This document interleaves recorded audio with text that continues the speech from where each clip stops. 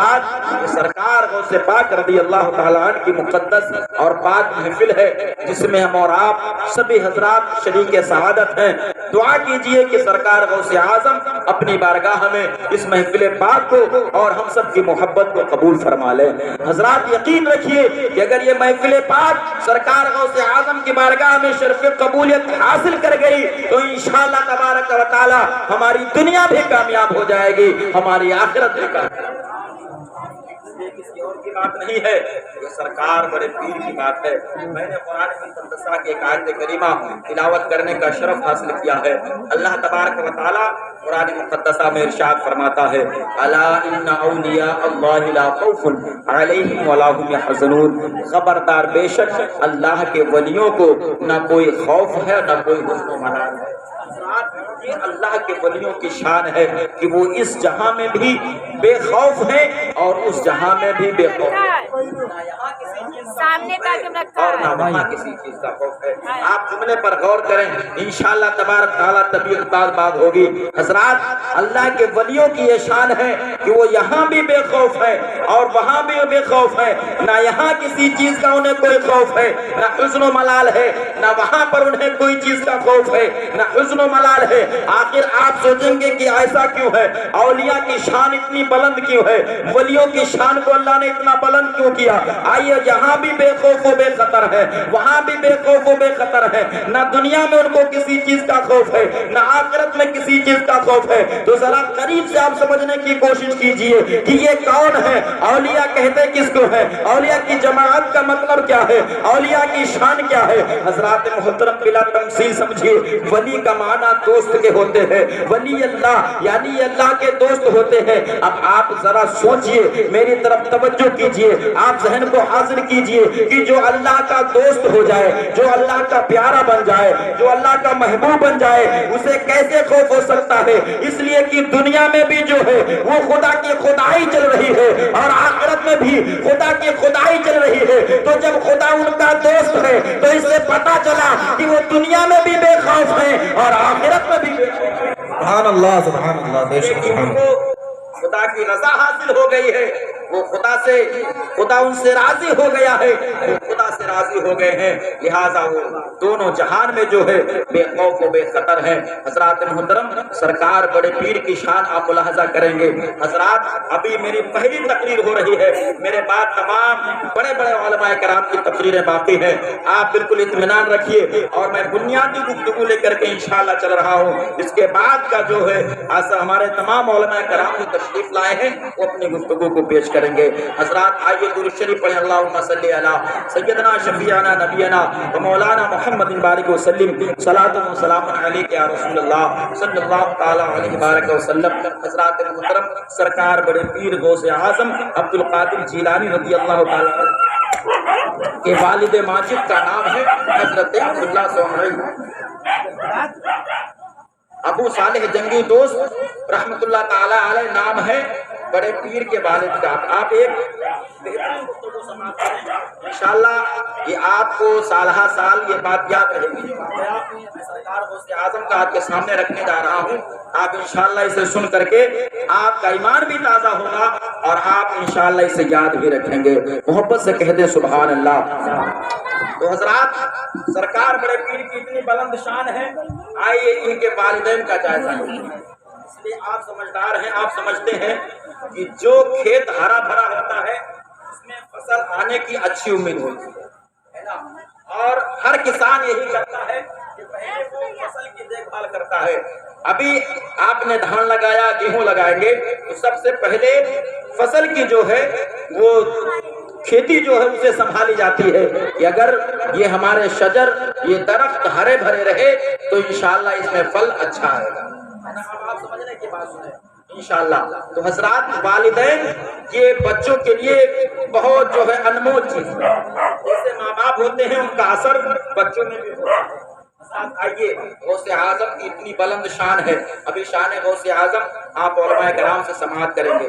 مختصر مجھ سے آپ والدین کا ذکر سماعت فرما لیں۔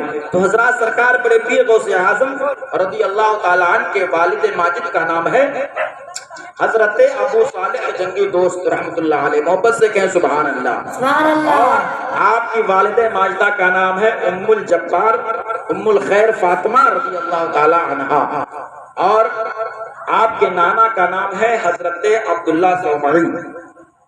یہ نام ہم آپ کو اس لیے بتا رہے ہیں، جہاں آپ دنیا کے تمام لوگوں کے نام یاد رکھتے ہیں تو کم از کم اپنے اکابرین اولیاء اور علماء کا بھی نام یاد رکھیں، اس لیے کہ ان کے نام ہی میں اتنی برکت ہے کہ اگر آپ کبھی پریشانی میں گر گئے اور ان کا نام لے کر کے اگر آپ نے ان سے مدد طلب کر لی تو انشاءاللہ آپ کا بیڑا پار ہو جائے گا، ہے نا، اور آپ کے علم میں اضافہ بھی ہوگا۔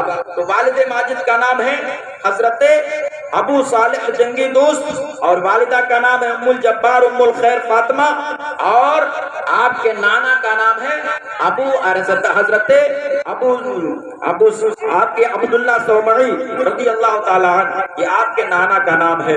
حضرت ابو صالح جنگی دوست رحمۃ اللہ علیہ کی جوانی کا عالم ہے۔ اب آپ توجہ میری طرف رکھیں گے، جوانی کا عالم ہے، ابھی سرکار بڑے پیر غوث اعظم کے والد ماجد کی شادی نہیں ہوئی، یہیں سے آپ اپنی گفتگو کو لے کر کے ہم چل رہے ہیں، آپ سماعت فرمائیں تاکہ آگے کا راستہ ہموار ہو جائے اور ہمارے علماء کرام آپ کو اچھی طریقے سے شان غوث اعظم بتا سکیں۔ تو حضرات، والد ماجد کا نام حضرت ابو صالح جنگی دوست، نوجوانی کا عالم ہے، نوجوان ہے۔ آپ کی عادت کریمہ، یہ علماء کرام نے لکھا ہے کہ آپ اتنے تقوی پرہیزگار والے تھے کہ آپ اکثر و بیشتر روزہ رکھا کرتے تھے، سبحان اللہ۔ پابندی پنج وقتہ اور دین کے تمام کاموں میں آپ جو ہے بڑھ چڑھ کر کے حصہ لیا کرتے تھے۔ دنیا کے تمام کاموں کو چھوڑ کر آپ دین کے کام میں زیادہ تر حصہ لیا کرتے تھے۔ نمازوں کی پابندی بھی ہے اور قرآن کی تلاوت بھی ہے اور تسبیح و تحلیل کا معاملہ بھی ہے۔ حضرات اس کے باوجود اکثر روزہ رکھا کرتے تھے۔ ایک واقعہ ایسا ملتا ہے کہ سرکار غوث پاک کے والد ماجد حضرت ابو صالح جنگی دوست جوانی کے عالم میں روزہ رکھے ہوئے تھے، آپ سفر فرما رہے تھے، ایک دریا کے کنارے کنارے آپ سفر کرتے ہوئے جا رہے تھے۔ جب وقت مغرب کا وقت قریب آیا، یعنی افطار کرنے کا وقت قریب آیا، تو سرکار غوث اعظم کے والد ماجد حضرت ابو صالح جنگی دوست رحمۃ اللہ علیہ نے سوچا کہ چلو ہم دریا کے کنارے وضو کر لیتے ہیں اور وہیں پر نماز نفل نماز مغرب ادا کرتے ہیں، روزہ افطار کرتے ہیں۔ اللہ اکبر، اسی ارادے سے آپ نہر کے قریب گئے اور نہر کے قریب بیٹھ جاتے ہیں۔ غور سے سنیے گا، وضو کرنے لگتے ہیں۔ جو ہی آپ کی وضو مکمل ہوتی ہے اور صدائے اذان جو ہے آپ کے کانوں تک پہنچتی ہے، وقت مغرب کا وقت شروع ہوتا ہے، تو کیا نظر آتی ہے؟ آپ کیا دیکھتے ہیں کہ اسی دریا کے سطح پر جو ہے وہ ایک سیب بڑا خوبصورت بہتا ہوا چلا آ رہا ہے۔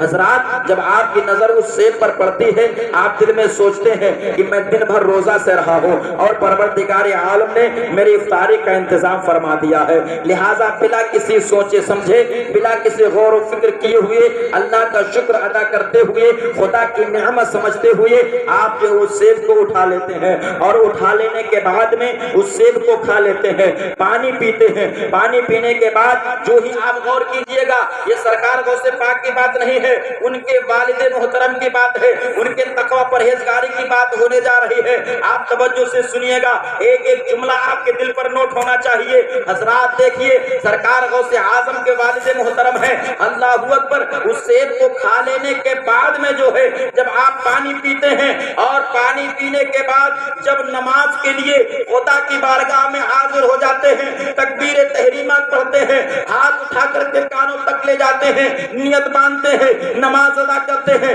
نماز ادا کرنے کے بعد فوراً دل میں خیال آتا ہے کہ اے ابو صالح جنگی دوست، تم نے سیب تو بڑے مزے سے کھا لیا، خدا کا شکر بھی ادا کیا ہے، تم نے بڑا ذائقہ لیا ہے، بڑا مزہ چکھا ہے، اپنی بھوک کو بھی مٹایا ہے، اپنی پیاس کو بھی مٹایا ہے، لیکن تم نے یہ خیال نہیں کیا کہ وہ سیب کا مالک کون تھا، کیا اس کی قیمت تم نے ادا کی ہے؟ اگر اگر خدا کی بارگاہ میں جب تمہیں قیامت کے میدان میں کھڑا کیا جائے گا اور پروردگار عالم نے اگر تم سے سوال کر لیا کہ اے ابو صالح جنگی دوست، تم بڑے تقوی پرہیزگار والے تھے، بڑے نمازی تھے، بڑے دیندار تھے، بڑے روزہ دار تھے، بڑے حلال کھانے والے تھے، لیکن یہ تو بتاؤ کہ فلاں تاریخ میں جب تم روزہ رکھ کر کے سفر کر رہے تھے اور مغرب کے وقت میں نہر کے قریب گئے تھے اور وہاں پر وضو کیا تھا، ایک سے بہتا ہوا آیا تھا، اسے تم نے اٹھا کر کے کھا لیا تھا، اے ابو صالح یہ بتاؤ کیا اس بات کے مالک سے تم نے اجازت لی تھی؟ کیا اس کی قیمت ادا کی تھی؟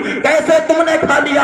اللہ اکبر! اتنا دل میں خیال آتا ہے، آپ کے رونگٹے کھڑے ہو جاتے ہیں، چہرے پر ایک اداسی سی چھا جاتی ہے، ایک حیران و پریشانی کے عالم میں آ جاتے ہیں اور دل میں سوچنے لگتے ہیں کہ اگر پروردگار عالم نے بروز قیامت رسول محشر جناب احمد مجتبی محمد مصطفیٰ صلی اللہ تعالی علیہ وسلم کے سامنے اگر ابو صالح تم سے پروردگار عالم نے اس سیب کے بارے میں پوچھ لیا تو تم خدا کی بارگاہ میں کیا جواب دو گے؟ سبحان اللہ. کیا جواب دو گے؟ تمہارا کیا جواب ہوگا کہ ہم نے کس سے پوچھ کر کھایا؟ میں نے قیمت ادا کی کہ نہیں ادا کی؟ کیا بہانہ ہوگا خدا کی بارگاہ میں؟ حضرات دیکھیے، غوث اعظم نہیں ہے، غوث اعظم کے باپ ہیں، غوث اعظم کے والد ہیں، لیکن خوف خدا اتنا سینے میں بھرا ہوا ہے کہ چوری کر کے نہیں، ڈاکہ مار کر کے نہیں، کسی کا مال ہڑپ کر کے نہیں، بلکہ دریا میں بہتا ہوا سیب آپ نے کھا لیا ہے۔ اس سے اتنا گھبرا گئے کہ اگر میرے مولا نے، میرے پروردگار نے قیامت کے میدان میں اگر رب تبارک و تعالی مجھ سے پوچھ لے گا کہ تم نے کس سے پوچھ کر کے کھایا تھا تو میں جواب کیا دوں گا؟ کیا جواب دوں گا؟ اتنا سوچا، اللہ اکبر! اتنی بات آپ کے ذہن میں آئی، کہاں کا سفر، کہاں کا ارادہ، ساتھ چھوڑ دیا، کہا اب سب سے پہلے تلاش کریں گے۔ چل کے بولو سبحان اللہ، سبحان اللہ۔ سب سے پہلے تلاش کریں گے، ڈھونڈیں گے، پتہ لگائیں گے، معلوم کریں گے یہ سیب کس کا ہے، کس کے باغ سے آیا ہے، کس کے باغیچے سے آیا ہے، اس کا مالک کون ہے۔ پہلے اس سے ملاقات کریں گے، اس سے معافی مانگیں گے، اس خطا کو اس سے بخشوائیں گے، اس کے بعد اپنے کاموں کے لیے جائیں۔ سبحان اللہ، سبحان اللہ۔ اگر بات سمجھ میں آ رہی ہے اور دیوانہ غوث اعظم ہے تو ایک نصیحت حاصل کر کے جاؤ، ایک سبق لے کر کے جاؤ۔ آج ہم کتنے لوگوں کا مال جو ہے چوری چھپے کھا لیتے ہیں۔ آج زیادہ تر ہمارے نوجوانوں کو چھوڑ دیجئے، ماں بہنوں کے اندر یہ عادت پائی جاتی ہے، کسی کے باغیچے میں اچھا پھل دیکھا تو یہ پہنچ جاتی ہیں اور سوچتی وہ دیکھ تو نہیں رہا ہے، چلو کسی طریقے سے چند آم ہی توڑ لیتے ہیں، کسی کا نیمبوا ہی توڑ لاتے ہیں، کسی کے امرود ہی توڑ لاتے ہیں، ہے نا؟ تمام طریقے سے تو میری ماں بہنوں سنو، غور سے سنو، یہ سرکار غوث اعظم کے والد ہے، بلا پوچھے ایک سیب کھا لیا ہے تو خشیت الہی اور خوف خدا سے لرز اٹھے، کانپ اٹھے اور اپنے ارادے کو بدل دیا۔ اب چل پڑے، کہاں جا رہے ہیں پتہ لگا، کہاں جا رہے ہیں؟ پورا مجمع بولے یا رسول اللہ، یا رسول اللہ، اگر کہتے ہیں یا حبیب اللہ، یا حبیب اللہ۔ غوث اعظم کے والد پتہ لگانے جا رہے ہیں، ارادہ کہاں کا تھا چھوڑ دیا، اپنے سفر کو بدل دیا، جدھر سے سیب بہتا ہوا آیا تھا اسی طرف چل پڑے۔ چلتے رہے، چلتے رہے، رات ختم ہو گئی، پوری رات سفر کیا، پورا دن سفر کیا، چلتے رہے، کوئی پتہ نہیں چل رہا ہے آخر یہ سیب دریا میں آیا کہاں سے۔ کئی دن علماء بیان کرتے ہیں سفر کرنے کے بعد، کئی راتیں سفر کرنے کے بعد ایک ایسے مقام پر پہنچے غوث اعظم کے ابا، ایک ایسے جگہ پہنچے غوث اعظم کے والد کہ دیکھا کہ ایک باغیچہ ہے جس میں سیب کا درخت لگا ہوا ہے اور اس کی چند ٹہنیاں جو ہیں وہ اس نہر کے اندر لٹک رہی ہیں۔ محبت سے کہہ دیں سبحان اللہ، نعرہ تکبیر، نعرہ رسالت، علماء اہل سنت زندہ باد، شعراء اہل سنت زندہ باد، نعرہ تکبیر، اللہ اکبر، نعرہ رسالت۔ یا رسول اللہ۔ حضرات کیا دیکھا؟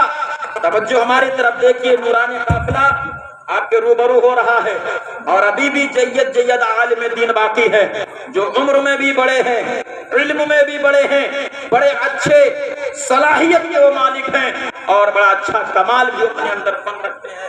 انشاءاللہ بھی آپ ملاحظہ فرمائیں گے۔ آپ توجہ دیجئے، آپ کہاں پہنچے کہ سرکار غوث اعظم کے والد اپنے ارادے کو چھوڑ کر سیب کی تلاش میں لوٹ پڑے۔ چلتے رہے، کئی دنوں کے بعد کہاں پہنچے؟ ایک باغیچہ نظر آیا جس کے درخت سیب کے ٹہنیاں اس میں لٹک رہی تھی۔ آپ نے سوچا کہ ہو نہ ہو اسی شجر سے، اسی درخت سے سیب ٹوٹ کر کے دریا میں گرا ہے، جس کو میں نے آپ اس دریا کو پار کر کے اس باغیچے کے اندر پہنچے، پتہ لگایا، کہا اس کا مالک کون ہے؟ تو کچھ خدام اس کی رکھوالی کر رہے تھے، انہوں نے کہا یہ عبداللہ صومعی کا باغیچہ ہے۔ مچل کے بول لو سبحان اللہ، اور طرف کر کہہ دو یا رسول اللہ۔ یا رسول اللہ۔ کہا یہ عبداللہ صومعی کا باغیچہ ہے، ہم خدام ہیں، ہم اس باغ کے رکھوالے ہیں، مالک باغ حضرت عبداللہ صومعی ہیں۔ اب اس سے ملاقات کب ہوگی؟ کہا وہ کبھی کبھی دیکھنے کے لیے، چل کر بولے سبحان اللہ، سبحان اللہ۔ کبھی دیکھنے کے لیے آتے ہیں۔ اللہ اکبر، خوف خدا دیکھو، کتنا ڈر ہے پروردگار عالم کی بارگاہ میں حاضری سے۔ اللہ اکبر، علوا کبیرا کبیرا۔ آپ رک جاتے ہیں، دل میں پکا ارادہ کر لیتے ہیں کہ جب تک اس سیب کی معافی تلافی نہ کرا لیں گے، جب تک اس کی اجرت ادا نہیں کر دیں گے، ہم گھر واپس نہیں جائیں گے۔ اللہ اکبر، یہ زندگی چند روزہ ہے، اگر خدا کی بارگاہ میں پکڑا گیا تو پھر خدا کے سامنے ہم کیا جواب دیں گے؟ بس یہی بات دل میں بار بار خیال بن کر کے گونج رہی ہے۔